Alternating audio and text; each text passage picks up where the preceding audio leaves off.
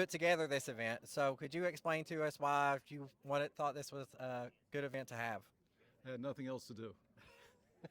That works too. That works too. No, it's. I heard the comments that President Trump made relative to NATO. I'm also aware of the fact that there are approximately 100 U.S. troops right now on station, forward positions basically, in all of these NATO countries, standing alongside the particular country counterpart. And they're standing there facing off the Russians. For any American to say they'd invite the Russians in without a problem, but even more so for a former president to indicate that it'd be okay for the Russians to come in, it just blew me away. My mission in the 60s, going into the 70s, was the Soviet Union. Okay, and so I've got a particular interest in Russia, and especially Mr. Putin. And the world knows.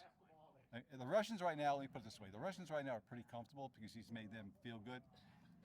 They have the same problem we have here in that he has snowed them because he's got all of the stations reflect his mindset.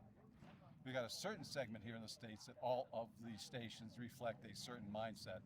And if it weren't for that, we wouldn't be in trouble. But because of it, we got problems. All right. So do you have anything to say to try to convince someone that they need to show outward support for NATO? Because it matters.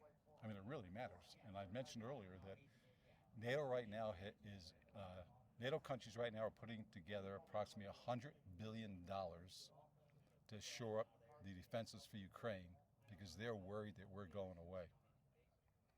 That tells you how serious this is. All of these people in Poland, Lithuania, all these countries that face the Russian line are now currently, they've gone back 40, 50 years. They're worried about the Russians again.